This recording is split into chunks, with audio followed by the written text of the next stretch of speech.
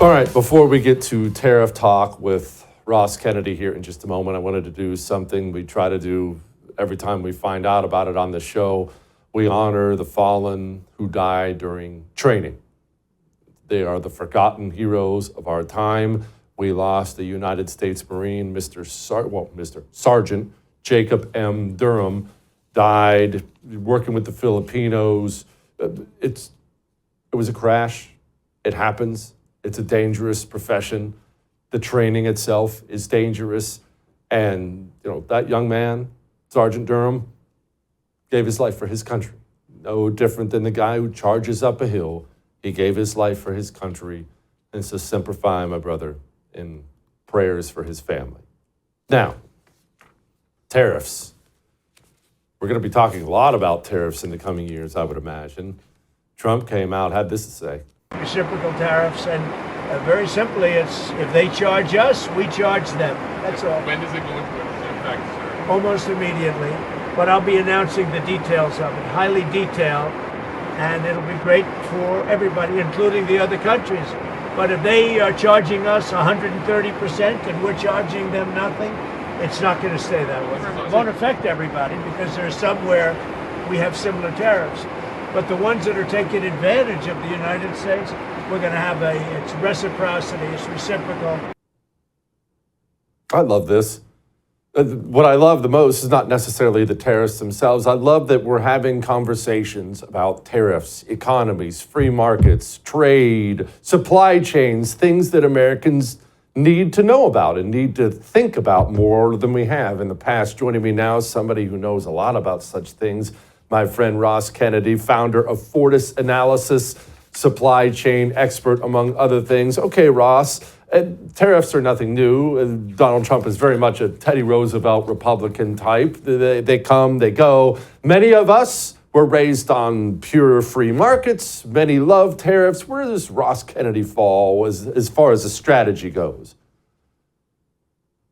Well, I think this continues a pattern that we've seen, literally from day one of the administration, where the threat of tariffs, the imposition of them, is designed to be a way to bring our trade relationships back in balance, where historically the United States has been a massive demand driver. And so anybody that gets to do business with us, particularly countries that have free trade agreements or multilateral free trade agreements, so Mexico and Canada obviously towards the very top of that list as regards steel and aluminum, it's really about rebalancing and kind of reweighing the scales. But the reason it works with President Trump, the reason it maybe wouldn't have worked historically, particularly with President Obama, President Biden, whoever it may be, is that they believe, and rightfully so, that President Trump is very, very, very serious about this. He has made no secret of the agenda to reshore, to the extent that reshoring, maybe can't happen fast enough, to use ally shoring or friend shoring, particularly in the Western Hemisphere for a lot of these critical materials, components, parts, electronics, chips, all of these things. And so we're seeing more of the same of that here with the steel and aluminum tariffs. Okay, let's get into those steel and aluminum tariffs. How did we allow critical materials like that to land purely in the hands of China anyway? And what are we doing? Well, you kind of have to break them out into separate domains. Both, do share the common thing of they are extremely resource intensive, particularly from an infrastructure side. A steel mill or an aluminum foundry uses a massive amount of energy. They use a massive amount of water. They use a massive amount of electricity. So when you take all of that into account, and then on top of that, they're not exactly the most environmentally friendly types of manufacturing and refining operations.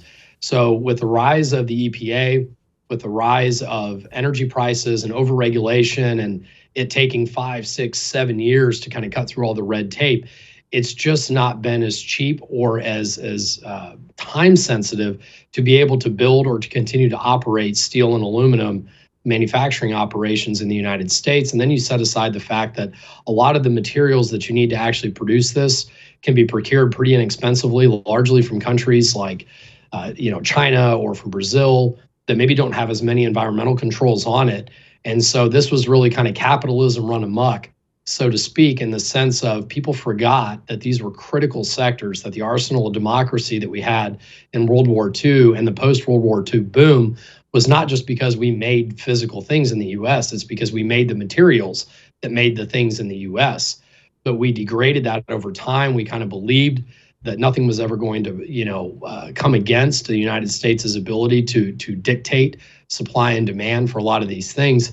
And so we lost that edge. And so now where we're at is that, our five biggest trade partners on steel, you have Canada, you have Mexico, you have Brazil, you have South Korea, and you have Japan. Really, Canada and Mexico have benefited substantially and the most heavily from it. But Brazil, as of right now, is our number 2 steel partner. And that is a country that has largely fallen under the sway of China in the last number of years. And so what we're seeing is that 2 of our 5 key partners are on the wrong side of the world, and they are absolutely essential allies, and this will fall hard on them as well. Both countries depend on steel exports as major things. But Canada and Mexico really seem to be the targets here, with Brazil as kind of a secondary target, which is the reminder that you guys have benefited enormously from this trade relationship with the US. And just like we've seen specifically, tariffs applied on the 2, USMCA, formerly NAFTA countries, this is more of the same. But when we talk about aluminum, which is really the interesting one, it's that bauxite is the critical mineral that produces, sometimes it's called, aluminum ore, is what you see it as. But when you take bauxite and you refine it, it doesn't go straight into aluminum. It goes into an intermediate material called alumina. And then alumina is what then gets alloyed to make aluminum. But when you make alumina, something drops out in that process, about 10% by weight, and that's gallium. And gallium was one of the very first 2 of the critical minerals that China cut off to the US alongside germanium last year or the year before, I forget now.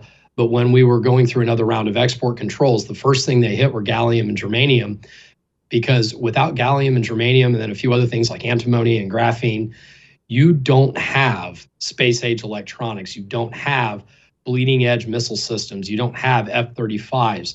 You don't have the guts of what makes our defense industry so overwhelmingly powerful from a manufacturing side, because we don't make a lot of those. But aluminum in particular is critically important, not only as a building material and as a critical infrastructure material for reshoring and rebuilding the US, we're also losing out on all that gallium. And China has completely cornered the global market on that particular critical mineral. And really the only way to get to it cost effectively is by refining bauxite into alumina and turning alumina into aluminum.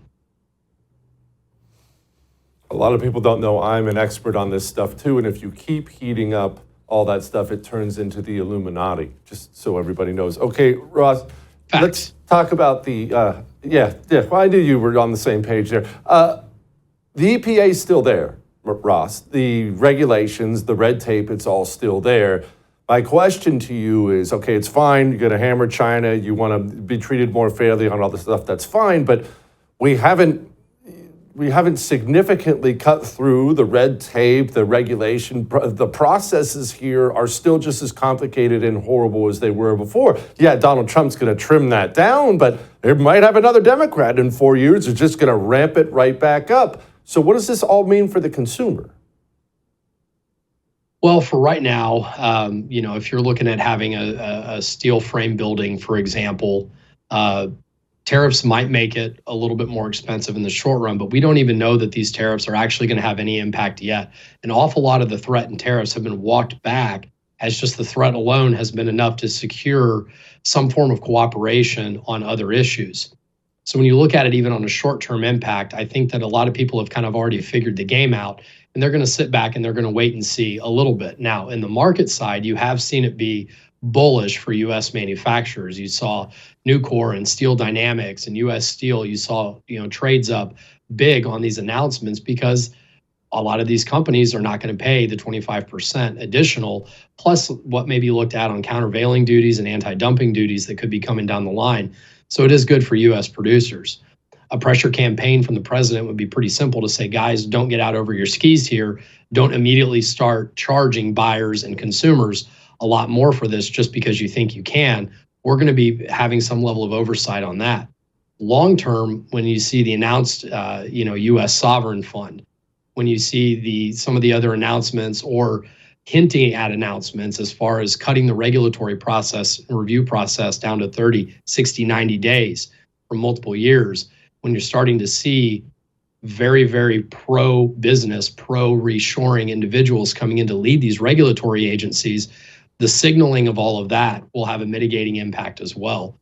So this is really, I think, a lot of a shaping operation, so to speak, to getting the environment right, to begin reshoring and to begin building at scale again in the U.S. Time will tell. You may see for a bit of price taking, if you will, from the market, where they have to kind of take higher prices in the very, very short term. But when you look out over 6 months, 12 months, 24 months, I think that you will see the net impact of this to be extremely positive. Ross, my brother, thank you so much. I appreciate it. Come back soon. Thank you, Jesse. I would thank you for coming to my YouTube channel, but I know how brilliant it is, and I know you love it here. So subscribe and watch. We're going to start really ramping things up and putting some funny stuff, some interesting stuff out there, some collaborations. Either way, my YouTube channel is officially the place to be. So stick around.